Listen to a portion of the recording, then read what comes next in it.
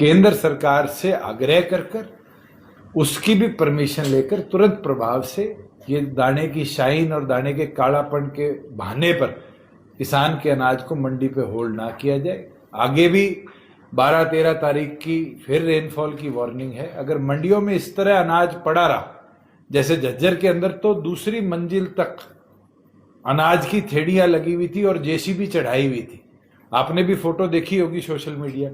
इतिहास में पहली बार हुआ है कि मंडियों के अंदर जो अनाज है उसको मूव करने के लिए मजदूर की बजाय जेसीबी का इस्तेमाल हो। मैं ये मांग करता हूं कि तुरंत मंडियों के अंदर से वो माल उठाकर सरकारी गोदामों में पहुंचाया जाए और किसान को जो माल मंडियों में आ चुका है लगभग 17.5 लाख मैट्रिक टन, उसकी तुरंत प्रोक्योरमेंट की प्रक्रिया को समाप्त कर उस सारे फसल के अनाज के पैसे किसान को पहुंचाने का काम करें। दूसरी ओर मुख्यमंत्री और उनकी टीम ने परसों एक बड़ा फैसला लिया कैबिनेट की बैठक में, जिसमें मिनिमम वेज मजदूरी की जो है अनस्किल्ड से लेकर हाईली स्किल्ड तक की वो 11,000 और 14,000 से बढ़ाकर 15,200 से 19,000 शायद 400 के लगभग स्किल्ड की करी है। बड़ा अच्छा कदम है और होना भी चाहिए था, क्योंकि दिल्ली के अंदर आज शायद 19,000 रुपया न्यूनतम वैल्यू मिलती है और 2 सालों में हरियाणा में मिनिमम वेज के दर को सरकार द्वारा बढ़ाया भी नहीं गया। मगर एक चीज जो गणित से बाहर हो जाती है और ये अधिकारी कितना स्मार्टली प्ले करते हैं वो आपको आज बताना चाहूंगा। अगर किसी साथी के पास कैलकुलेटर है तो कैलकुलेटर में 15,200 को 12 से गुणा करोगे आप तो अमाउंट बनता है 1,82,000। 1,82,000 का मतलब है जो अपने आप को परिवार पहचान पत्र पर डेली वेजर रजिस्टर कराएंगे, कंप्यूटर उनको 1,80,000 की श्रेणी से ऊपर ले जाते हैं, बीपीएल की श्रेणी से भी बंद कर देगा। और सरकारी सुविधाएं जो उस व्यक्ति को मिलती है वो तुरंत प्रभाव से सरकारी सुविधाओं पर भी रोक लगाने का काम किया जाएगा। इस पर मुख्यमंत्री स्पष्टीकरण दे कि डेली वेजर्स की जो इस इनकम श्रेणी बढ़ाई है इसको परिवार पहचान पत्र के साथ कैसे जोड़ने का काम करेंगे, क्योंकि जो सबसे स्किल्ड आदमी है जिसको आज ये 19,000 रुपये तनख्वाह की श्रेणी में लाए हैं, अगर मैं उसकी कैलकुलेशन करूं तो मेरे ख्याल से लगभग 2,35,000 के आसपास उसकी सालाना आय अगर 12 महीने से हम मल्टीप्लाई करेंगे तो पहुंच जाएगी। पिछले दिनों आपने देखा है कि किस तरीके से परिवार पहचान पत्र का बहाना लेकर प्रदेश के अंदर लगभग 40,000 बुजुर्गों की पेंशन काटी गई, 8,000 के आसपास विधवा औरतों की पेंशन काटी गई, विकलांगों की पेंशन काटी गई। और तो और खुद मुख्यमंत्री ने विधानसभा में माना है कि हमने 12 लाख परिवारों के पीले राशन कार्ड काटने का काम किया। तो ये जो पीपीपी का फंडा है और जिस तरीके से इसकी प्रोग्रामिंग करी जा रही है सरकार द्वारा, उसका एकमात्र उद्देश्य है कि लोगों को बीपीएल की श्रेणी से बाहर किया जाए। हम ये मांग करते हैं क्योंकि डेली वेजर को दिन की दिहाड़ी मिलती है और दिन की भी घंटों के हिसाब से भी कई बार दी जाती है। उसको 15,000 रुपया 30 दिन की जॉब के बाद रिसीव होता है। अब सरकार अगर उससे कैलकुलेशन करेगी तो गरीब आदमी कोई भी फिर सरकारी लाभ भविष्य में ले नहीं पाएगा। तो हम ये मांग करते हैं कि इस इंक्रीज को, जो मिनिमम वेज का इजाफा हुआ है, इसको परिवार पहचान पत्र से बाहर किया जाए, क्योंकि अगर इसको परिवार पहचान पत्र में जोड़ दिया तो प्रदेश के बहुत से गरीब आदमी पीपीपी से बाहर हो जाएंगे और उसके लिए फिर चाहे हमें गवर्नर साहब से मिलना पड़े या डिस्ट्रिक्ट लेवल पर इसका विरोध करना पड़े, जननायक जनता पार्टी पूरी तौर पर इसका विरोध भी आने वाले भविष्य में अलग अलग मजदूर संगठनों के साथ मिलकर करने का काम करे। और तीसरा एक मामला है जो मैंने 24 फरवरी को देश के प्रधानमंत्री को पत्र लिखा था कि ये जो आईडीएफसी फर्स्ट, कोटक, एयू, अलग अलग बैंक्स की एफडी ये प्राइवेट खातों में ट्रांसफर कर और जो स्कैम प्रदेश के अंदर आया, फिर चंडीगढ़ यूनियन टेरिटरी का भी आया, और चर्चा है कि अलग अलग प्रदेशों में भी इस तरह की घटनाएं हुई। क्योंकि एक मामले के लिए मुख्यमंत्री ने स्पष्टीकरण विधानसभा में दिया था कि पैसा वापिस आएगा, पैसा तो आ जाएगा, मगर ये किस मोडस ऑपरेंडी से चला, क्योंकि मल्टी स्टेट क्राइम था। इसको सीबीआई को ट्रांसफर करने की बात 24 फरवरी को हमने करी थी। हैरानी है कि 25 मार्च तक मुख्यमंत्री ने बारी बारी इसमें जिन लोगों ने बड़ी मात्रा में चोरी करी है उनको बचाने का काम किया, और 24 फरवरी से 25 मार्च तक इसको स्टेट विजिलेंस ब्यूरो देखने का काम कर रही थी। जब यूनियन टेरिटरी और मल्टी स्टेट क्राइम की व्यू आई तो फिर मुख्यमंत्री ने इसको ट्रांसफर करने की सिफारिश करी, और मुझे खुशी है कि 2 दिन पहले सीबीआई ने इसके ऊपर एफआईआर भी दर्ज करी है, और सीबीआई की एफआईआर के बाद कुछ अधिकारियों के खिलाफ एक्शन लिया गया है। अब मुझे इसकी क्लैरिटी तो नहीं है कि 2 आईएएस अफसर, एक एचसीएस अफसर कल सस्पेंड करे हैं, क्या वो इस मामले से लिपित थे, नहीं थे। जो परसों लंबी चौड़ी लिस्ट ट्रांसफर की आई है उसके अंदर कई अधिकारियों की प्राइम पोस्टिंग्स गई हैं, वो लोग इन्वॉल्व रहे हैं या नहीं रहे हैं। हम ये मांग करते हैं कि मुख्यमंत्री इस पे स्पष्टीकरण दे कि क्या इसमें भारतीय जनता पार्टी के लोग भी इन्वॉल्व हैं, क्योंकि चर्चा बहुत बड़े लेवल से आ रही है कि कुछ उच्च पद अधिकारी भारतीय जनता पार्टी के भी इस पूरे मोडस ऑपरेंडी पे इन्वॉल्व थे, और इसकी क्लैरिफिकेशन देने का काम करे कि अभी तक इस 1.5 महीने के पूरे छानबीन के अंदर क्या रिकवरी हुई है, अदर देन दैट जो एफडीज को वापिस लाया गया है, जहां बैंक्स के थ्रू गिफ्ट दिए गए, बैंक्स के थ्रू ट्रिप्स दिए गए, बैंक्स के थ्रू सोना और चांदी दिए गए, इसका ब्यौरा जनता के सामने लाने का काम करे, क्योंकि विषय छोटा नहीं है। ये लगभग 590 करोड़ का तो एक था, फिर 180 करोड़ की एक आई, उसके बाद आपके पंचकुला नगर निगम का जो कोटक बैंक के साथ एफडी का आया वो आया, और ये भी चर्चा है कि अलग अलग विभाग जिनको अभी तक छुआ नहीं गया, चाहे वो पुलिस हाउसिंग कॉरपोरेशन हो जिसमें सुपरिटेंडेंट जिसने ये सारा काम किया, ये पहले काम करता था, उसका क्यों नहीं अब तक इंक्वायर किया गया। जो और सरकार के महकमे हैं जो रेगुलरली एफडीज कराते हैं और किसी और बैंक के साथ कराते थे, क्या इस तरह की गतिविधि उसमें भी की गई। तो जननायक जनता पार्टी की यह मांग है कि मुख्यमंत्री इसका ब्यौरा जरूर दे कि क्या भारतीय जनता पार्टी के कोई पद अधिकारी इसके अंदर इन्वॉल्व है या नहीं है, और अगर अधिकारी इन्वॉल्व है तो फिर आने वाले भविष्य में उनके विरुद्ध भी क्या कार्रवाई करने का काम करें। अब कोई आपके सवाल? तो ये आईडीएफसी फर्स्ट बैंक का जो घोटाले का मैटर है, ये अगर शेयर मार्केट में इसको लेकर हड़कंप नहीं मचा होता, करीब बैंक के 14,500 करोड़ के शेयर टूट गए थे शेयर मार्केट में, आरबीआई गवर्नर को इस पर स्टेटमेंट देना पड़ा, तो शायद सरकार इसको बाहर भी नहीं आने देती। तो क्या आपको लगता है कि सिर्फ आईएएस के लेवल पर ये घोटाला हो रहा था? नहीं, बैंकिंग सेक्टर के लिए तो सबसे बड़ा प्रश्न चिन्ह है।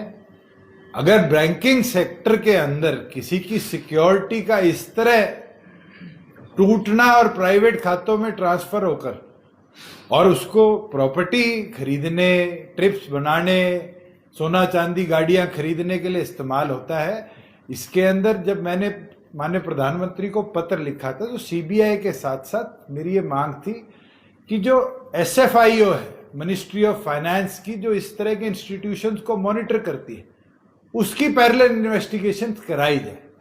मुझे ये पता चला है कि सिफारिश करी गई है कि सेबी इसको देखेगा।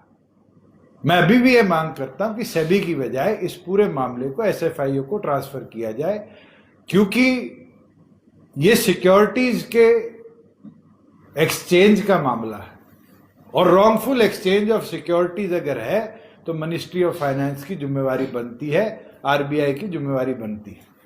और इसके अंदर क्या 3 ही बैंक इन्वॉल्व थे या और प्राइवेट बैंक या कोई सरकारी बैंक भी इसके अंदर इन्वॉल्व था, इसका भी खुलासा जल्द होना चाहिए। रामकरण खाड़ा जो विधायक है कांग्रेस से, उन्होंने बात कही है कि देवेंद्र भगली ने 50 करोड़ का ऑफर दिया था जेजेपी पार्टी को तोड़ने के लिए और उसका मालिक खुद बनने के लिए। क्या कहना चाहेंगे इस पर? चीजें आपके सामने आ रही है। मैं तो इतना बोलना चाहूंगा कि हमने अपने संगठन को मजबूत कर रखना, मजबूती से आगे बढ़ाना, इस पे काम किया।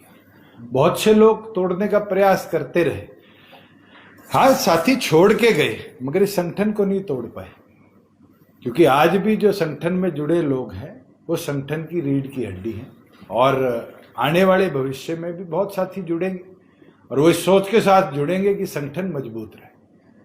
हाँ, प्रयास तो शायद पहले साल भी हुआ होगा, दूसरा भी हुआ होगा, तीसरा भी होगा, और 4.5 साल 10 के 10 को साथ रखा ना। भूपेंद्र हुड्डा की तरह तो नहीं था कि शिमला ले जाके भी 9 लोगों के वोट खराब कराए। दुष्यंत जी, जो आईडीएफसी बैंक का पूरा मामला है, आप भी सरकार में रहे हैं, उस टाइम जो एफडी थी, सरकार का पैसा प्राइवेट बैंक को देने को लेकर क्या गाइडलाइन थी, उस बारे में कुछ बताएंगे? क्योंकि मेरे को जितना याद है जी, जब टीवीएसएन प्रसाद फाइनेंस सेक्रेटरी थे उस समय ये मामला आया था। सबसे पहले शायद प्राइवेट बैंक में पुलिस ने खाता खोला था, उससे पहले केवल मात्र कोऑपरेटिव बैंक्स और जो हमारे नेशनल बैंक्स हैं गवर्नमेंट की, उन्हीं में रखा जाता था। अब वो कदम क्यों उठाया गया था और क्यों पुलिस का खाता एचडीएफसी में शिफ्ट किया गया था और एचडीएफसी से फिर ये छोटे छोटे बैंकों में आया। एचडीएफसी तो फिर भी बड़ा बैंक है। जब ये बिल्कुल छोटे छोटे बैंकों के अंदर पैसा आने लग गया जिनकी 10-15 साल की स्टैंडिंग है, तो अपने आप एक रिस्क फैक्टर आता है। अब ये यूनियन का फैसला था या फाइनेंस डिपार्टमेंट का फैसला था, इसका ब्यौरा तो सरकार दे पाएगी। मगर मुझे जितना याद है, मेरे टेन्योर में तो शायद हमारे किसी विभाग का पैसा इस तरह से छोटे बैंकों के अंदर जाकर रिस्क बढ़ाने का काम तो नहीं किया गया था, क्योंकि उस दौरान शायद एक्सिस बैंक था या यस बैंक था, उसकी भी नींव हिली थी। और जब सबसे पहले स्टेट ने यही स्टेटमेंट दी थी, मुझे जितना याद है, कि हम सिक्योर है, हमारा कोई फंड उस बैंक में नहीं। उसमें यस बैंक के बाद कुछ गाइडलाइन आई थी उस समय जी, जब ये इनका कुछ फ्रॉड हुआ था, इसमें भी नहीं, हरियाणा सरकार का तो यस बैंक में 1 रुपया नहीं गया। नहीं, बैंक में हुआ था, उसके बाद कुछ गाइडलाइन आई। हाँ, मैं इसलिए बोल रहा हूँ कि मेरे संज्ञान में जितना है कि पुलिस डिपार्टमेंट ने जरूर, क्योंकि उस समय इनने 30 लाख रुपए डेथ के ऊपर अलग अलग स्कीम्स के साथ पुलिस की सैलरी जो थी वो एचडीएफसी से देनी शुरू करी थी, तो वो मेरे को इतना याद है कि समय पर एक विभाग करता था। सीएम साहब से जब भी सवाल पूछा गया ये 50 करोड़ के घोटाले को लेकर, उन्होंने कहा कि सारे पैसे हम वापस ले आए हैं। आपको लगता है कि जांच के बाद और भी सामने कुछ आ सकता है? कि अभी तो बहुत आएगा। अभी तो 590 था, फिर उसके अंदर 190 ऐड हुआ, फिर 160 ऐड हुआ। अभी तो आप रुक जाओ, इन्वेस्टिगेशन तो सीबीआई ने शुरू करी है। ये तो बहुत बड़ा मामला आपके संज्ञान में आएगा और कई बैंक्स का आएगा। मगर मुख्यमंत्री को नैतिकता के तौर पर ये बताना चाहिए जनता को कि क्यों हरियाणा प्रदेश में ही इस तरह की घटना हुई। मैंने तो उस दिन भी कहा था कि जैसे हर्षद मेहता का स्कैम देश में हुआ था बॉम्बे से, ये दूसरा हर्षद मेहता केस हरियाणा प्रदेश से बनेगा। और इसके लिए जिम्मेवार अगर कोई है तो स्वयं मुख्यमंत्री है, क्योंकि फाइनेंस विभाग उनके पास है और उनके विभाग में अगर इस तरह की गड़बड़ी होती है तो कहीं ना कहीं उनको जिम्मेवारी लेनी चाहिए। लगातार प्रशासनिक फेरबदल कर रहे हैं। आप कल के सीएमओ के 5 अधिकारियों का खुडे लाइन लगा दिया गया। आप इस पूरे प्रोसेस को कैसे देखते हैं? मुख्यमंत्री तो कुछ नहीं कर रहे और ना मुझे लगता है प्रदेश में उनके कहीं कुछ होता है। मुख्यमंत्री तो मस्त है पंजाब जाने में, एक रैली महम करते हैं, शाम को लुधियाना होते हैं, सुबह बल्लभगढ़ जाते हैं, शाम को जलंधर होते हैं, अगले दिन सोना आते हैं, शाम को जीरकपुर होते हैं। मुख्यमंत्री तो मजे ले रहे हैं, और मजे भी प्राइवेट हेलीकॉप्टर में ले रहे हैं, ये भी बता दो, क्योंकि हरियाणा सरकार के तो 100-100 करोड़ के 2 हेलीकॉप्टर पिंजौर में खराब खड़े हैं। आप उठाकर देखना कि जो 100 करोड़ का हेलीकॉप्टर हमारे टेन्योर में ऑर्डर किया था, सैनी साहब सबसे पहले उसमें बैठे थे, हमारे टाइम पे तो डिलीवरी नहीं हुई। वो पिछले 1 साल से क्यों पिंजौर खड़ा है? किसी पत्रकार ने कभी पूछा सरकार से? नहीं, कभी ये पूछा कि दूसरा हेलीकॉप्टर कैसे खराब हुआ? कभी किसी साथी ने ये पूछा कि क्यों आपने अपने हेलीकॉप्टर के 2 पायलट सस्पेंड कर दिए? ये बड़ा इंपॉर्टेंट चीज है देखने की कि नया हेलीकॉप्टर पिछले 1 साल से ज्यादा से ग्राउंडेड खड़ा है पिंजौर हवाई पट्टी पे, और मुख्यमंत्री उसको ठीक या उसके खिलाफ एक्शन लेने की बजाय कि क्यों खड़ा है, प्राइवेट एक नीले रंग का हेलीकॉप्टर किराए पे ले रखा है, उसमें करोड़ों रुपए अपनी जेब से, सरकार की जेब से वहां दिए जा रहे हैं। ये खरीदा कब था जी दुष्यंत जी? ये 2024 के अंदर परचेज था और 25 में डिलीवरी हुई थी, जो भी खड़ा है, जो नया है। दुष्यंत जी, आप पोस्ट वगैरह क्या दीजिए? जी, आपको क्या लगता है जो इतने बड़े घोटाले में बैंक है, क्या कोई बिना राजनीतिक संरक्षण के हो सकते हैं? मैं तो आपको कह रहा हूं बीजेपी के पदाधिकारी इन्वॉल्व है। राजनीतिक संरक्षण तो है, और राजनीतिक संरक्षण का एक उदाहरण तो मुख्यमंत्री का ये कहना है कि पैसा वापस आएगा। ये नहीं कहते कि जिन लोगों ने हमारा पैसा लिया गलत तरीके से, उनको सलाखों के पीछे डालेंगे। आप खुद उठाकर देखो कि अब तक कोई भी ब्यूरोक्रेटिक आदमी जिसके साइन से ये एफडीज एक बैंक से दूसरे बैंक को ट्रांसफर होती है, क्या उसको अरेस्ट किया गया है? क्यों पंचकुला की एफडी चंडीगढ़ की ब्रांच में भेजी गई? क्या आपने इस चीज को मॉनिटर किया कि किस अच्छे तरीके से इस नेक्सस को चलाने का काम किया? इसके अंदर कहीं ना कहीं राजनीतिक शय मिला हुआ था, और आने वाले भविष्य में राजनीतिक लोगों के नाम भी आपके सामने आएंगे। सीबीआई बिना दबाव के कार्य कर पाएगी? राजनीतिक लोगों को पकड़ने में कामयाब होगी? कैसे देखते हैं? उम्मीद करते हैं। आप तो उम्मीद ही कर सकते हो कि इन्वेस्टिगेटिव एजेंसी देश की सबसे बड़ी है, और जिसके पास दिल्ली पुलिस रूल्स में वो पावर है कि वो मल्टी स्टेट जुडिडिक्शन के अंदर भी बिना किसी बाधा के काम कर सकती। अब जो हरियाणा का एफडी टूट के पंजाब के बिल्डर के पास मिली है, जो फरार है, अब उसको रिकवर करना और उसके विरुद्ध एक्शन लेना, चाहे उसको विदेश से पकड़ के लाना। कोई बताया पंचकुला का सारा पैसा एक सन्नी गर्ग ले गया और दुबई बैठा है, सुनने में आ रहा है। अब वो सन्नी गर्ग कौन है, किसका रिश्तेदार है, कैसे उसके खातों में पैसा ट्रांसफर हुआ, कैसा पंचकुला का सारा पैसा वहां भेजा गया, ये तो बहुत इंपॉर्टेंट चीज है देखने की। मैं तो चुनिंदा पहलू बता रहा हूं जो आप जैसे पत्रकार साथियों के, अखबार के, टीवी के इनपुट से आए हैं। वो वाधवा को जो गिरफ्तार किया गया था, वो तारीफ पे आया तो लगातार फोन पे बात कर रहा था बाहर खड़ा होकर पुलिस के सामने ही। अब आप खुद देखिए कि क्या उन लोगों को पूरी व्यवस्था और पूरा शय देने का काम सरकार आज भी कर रही है, नहीं कर रही? दुष्यंत जी, नगर निगम चुनाव होने हैं, 3 जिलों में चुनाव होने, इस पे अभी सरकार का जो कोर्ट का फैसला है, इस पे आपकी प्रतिक्रिया देखो। देखो, मैं ये बोलता हूं कि कोर्ट्स जिस तरह की इंटरवेंशन करते, सरकार को उसके बाद फैसले लेने पड़ते। अब एक म्युनिसिपैलिटी के अंदर तो वार्ड तोड़ दिए गए, और वार्ड तोड़ के शायद पंचकुला की बात है कि एससी वार्ड कम कर दिए गए। उसके बाद वार्ड बंदी जो करी गई वो भी बड़े स्कैटर्ड तरीके से करी गई। हम धन्यवाद करते हैं कि कोर्ट ने उसका संज्ञान लिया, और उम्मीद करते हैं कि डिप्टी कमिश्नर तुरंत प्रभाव से उस पर काम करके नई लिमिटेशंस, जो बाउंड्रीज बननी है वार्ड की, उसको करेंगे, और दोबारा एससी वार्ड्स की संख्या 4 करने का काम करेंगे कि हमारे जो एससी भाई बहन हैं उनको पर्याप्त मात्रा में रिजर्वेशन हम म्युनिसिपल कॉरपोरेशन पे दे पाए।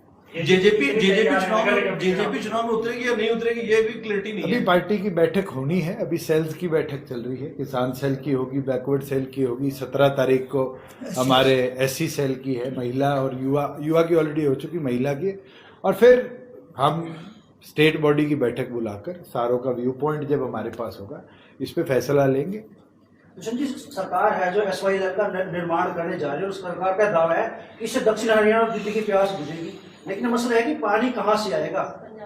अरे मैं आपका धन्यवाद करता हूं, आपने SYL का नाम ले लिया। सैनी साहब से पूछो तो सही, 6 महीने में 3 महीने पंजाब में लगाया है और एक बार भी SYL पे बात नहीं करके आए।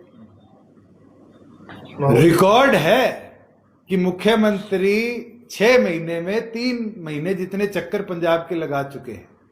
क्या मुख्यमंत्री के मुंह से एक बार SYL सुनी है आप लोगों ने? और आप अगली बार इंटरव्यू करके आओ तो मेरी तरफ से पूछ लेना कि मुख्यमंत्री जी आपका खुद का SYL पे स्टैंड क्या है, ये तो हरियाणा की जनता को बता दो।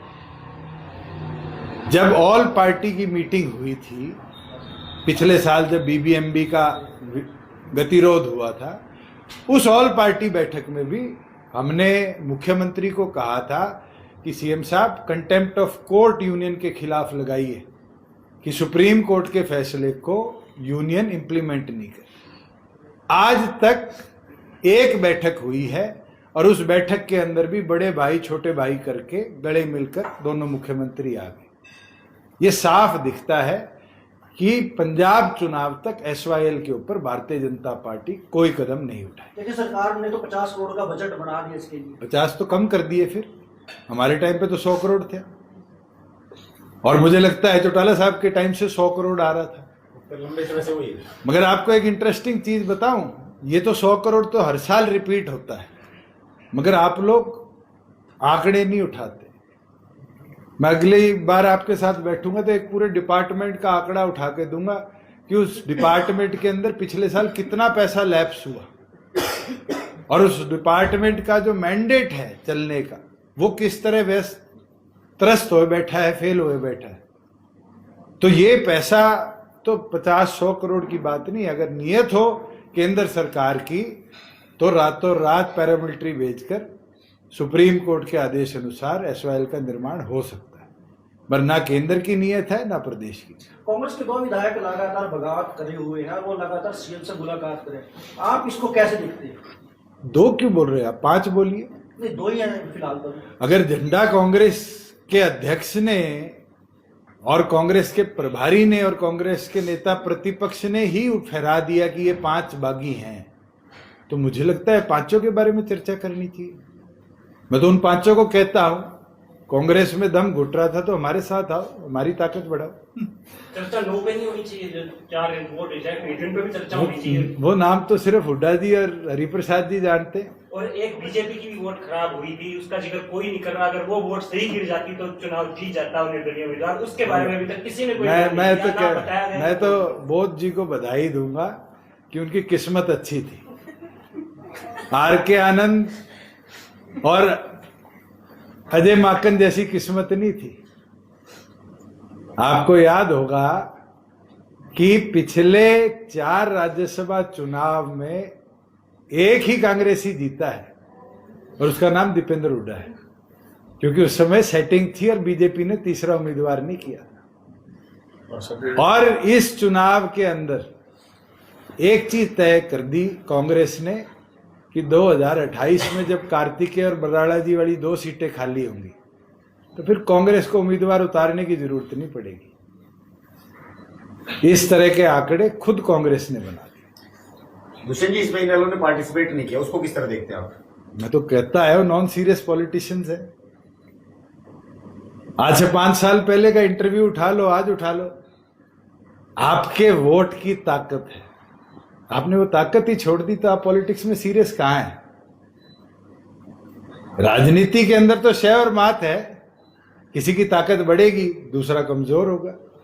घर बैठने से दोनों की लड़ाई का तमाशा देखना, ये तो कोई पॉलिटिक्स नहीं। उसमें दिया था अगर वो बट बीजेपी बाद को में सर, जब करते या इलेक्शन के बाद अभय चौटाला जी ने कहा कि अगर पता होता हुड्डा जी को पता था कैबिनेट से पहले भी कि कुछ वोट क्रॉस हुए हैं, तो हमें बता रहे थे शायद हम कांग्रेस को ही वोट करते, हम साथ दे देते। तो अगर इतनी नियत कांग्रेस को वोट देने की थी, पहले क्यों नहीं देके आए?